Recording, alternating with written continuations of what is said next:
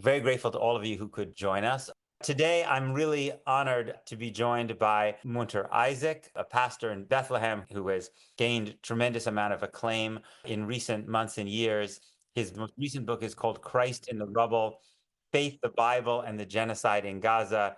He's an extremely busy and in-demand person, and I'm really grateful to you, Pastor Isaac, for taking this time with us.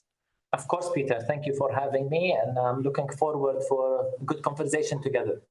Great. So as always, people should please put questions in the chat, and then I will convey some of them. I would love to ask you to talk about the particular Christian message you have about what's happening in Palestine and Israel. I often think, as a Jew myself, that Judaism speaks in many different voices within our tradition, some of which I find very powerful and moving. And some of those voices in Jewish texts are also difficult for me. And I'm aware that Jews sometimes use Judaism to defend human dignity, and they sometimes use Judaism to destroy human dignity. Similarly with Christianity, And so if you can talk about how you interpret Christianity in a way to center the struggle and the lives and the dignity of Palestinians.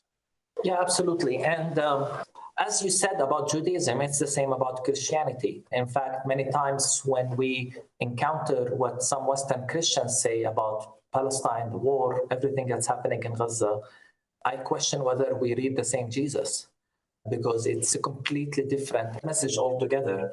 As such, we have to recognize the diversity, and at the same time, we have to challenge one another and not just accept diversity as the norm when the other side is justifying a genocide, or when the other side uses religious texts to promote or teach supremacy and entitlement. And so I am part of a long Christian tradition, whether in the global south or in the past in context of oppression. Today, I am part of a wider Palestinian Christian movement. I am by no means a lone voice within the Palestinian Christian community that believes in the God of justice and truth, and that challenges the Christian interpretations, mainly Western Christian interpretations, that give entitlement to a certain group of people based on an ethno-religious identity. We emphasize, for example, that God does not show favoritism. If anything, God sides with the marginalized and the oppressed. And by the way, as much as I like to speak from my own Christian tradition, a lot of the biblical texts that I rely on are actually from the Hebrew scriptures, not necessarily from the New Testament. And I hate to put it in a polemic way as if the Old Testament says this, the New Testament says that. Those who know me know how much I love and how much I enjoy teaching the Hebrew scripture, or what Christians refer to as the Old Testament. So the message we emphasize is simply God does not show favoritism. God does not promote this. You can't promote supremacy, entitlement.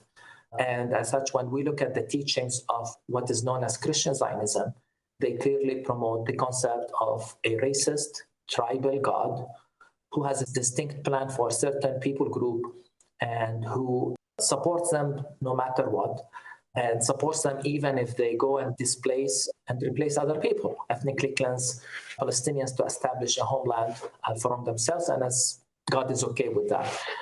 We find that in contradiction to the message of Christianity, the message of the teachings of Jesus, and as I said, to the entire biblical teaching. When it comes to what's happening in our land, we clearly believe that the Bible has been weaponized to justify colonialism. One of the things I always argue is that religion and empire go hand in hand. Empires need religion. And in our context, colonialism was described as using theological and religious language, fulfillment of prophecy, Jews returning to their land.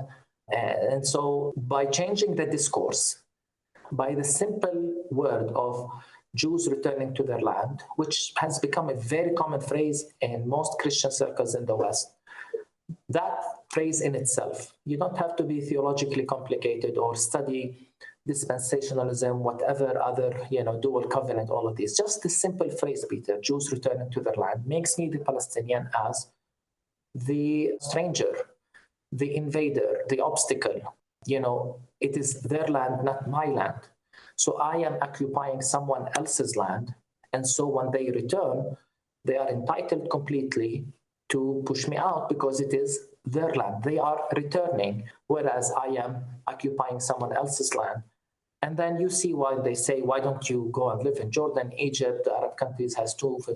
So they completely attack our rootedness, our identity, our belonging, to the extent that today someone like Mike Huckabee, who's a pastor, openly says there is no such thing as Palestinian. So notice how the theological and religious discourse completely replaced or gave a different meaning to the facts on the ground. You have people looking at it purely as a theological issue rather than what it is. I believe what's happening in our land is a reality of colonialism, settler colonialism, to be precise. And I find that our role as Christians who believe in the God of justice, truth, to defend the oppressed, to challenge this notion of supremacy, at the same time without promoting hate. Our goal is not to revenge. That's why I belong to a tradition that completely believes in nonviolence. We call it creative resistance, the Kairos Palestine document. We definitely don't believe that Christians should be neutral. So we have a very strong stance, not necessarily based on our Palestinian identity, but based on our faith identity. We believe that God commands us to defend the oppressed. And I can give you numerous texts towards that from both testaments in which God says, I side with the oppressed. It's the mission of the church to defend the poor, the marginalized, to give clothes to the naked, and so on. And so I believe this is at the core of what it means to follow Jesus. And this is what we try to articulate, whether before this war or throughout this war and now in our writing. And tragically, we are living in a days in which the Bible is again used to justify a genocide, which is, in my opinion, honest opinion, it's shameful. It's a stain on our Christian tradition. And as such, we're speaking out. And I'm not just writing as a Palestinian, I'm writing as a pastor. And I'm saying this is wrong for us as Christians, especially in the West, of course, to do so. For people who are not so familiar with Christian Zionism, maybe you could just say something a little bit about the texts that Christian Zionists seize upon in their argument that this land belongs to the Jews alone and that the Jews must reconstitute themselves to bring about messianic times. Because I'm sure you're confronted with this all the time. So maybe you could just say something about what is the argument that they are making theologically, and how do you explain why it's wrong? I think before we address particular text, I think the problem, first of all, has to do with at least two assumptions. The first assumption is that when the Bible speaks about Israel or the Jews, it's speaking about the Israel of today. So there is this not just confusion, but the straight line, line that ignores history, that ignores theology, that even actually have a very simplistic understanding of Judaism, as if those who were in the times of David are the same who are today, meeting in a synagogue in Brooklyn. Yeah. It dismisses completely the progression, the diversity within Judaism over the years. And then everything else is from a Christian perspective, the coming of Jesus affect all of that. So that tradition reads, Christian Zionists read the Bible and make a straight line from the biblical times to today. In my opinion, this is a very dangerous reading, especially when by association you make the connections between the Canaanites, the Amalekites, and everyone else. So the Palestinians are the equivalent of the Canaanites and Amalekites who needed to be forced out of the land. And what happens to us is by design, by divine design. It's the will of God, and actually we deserve it. We're the bad people. So that association is the first thing we should challenge. Challenging it is by no means denying any link between the Jewish communities today and the Hebrew scriptures. Of course there is a link. Of course there is continuity or intersection, whatever you want to call it.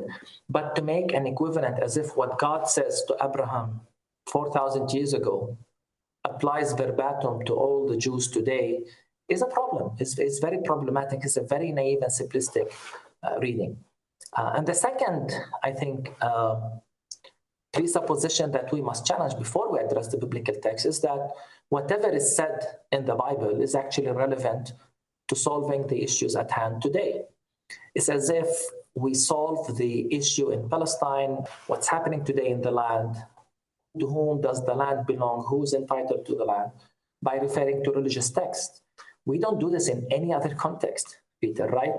We don't go to a battle between two communities somewhere else or a situation of oppression, and then we say, okay, let's go 4,000 years ago and see to whom did God promise this land. I mean, if we do this in any other context, it will be considered fundamentalist, it will be considered backward thinking. And if we are honest, if Muslims do it today, consider the uproar. I always, in the book, I bring the example of Congressman Allen, I think his name, who was questioning the president of Columbia University in the Congress. This is a Congress session. Yes. And he said, do you know Genesis 12?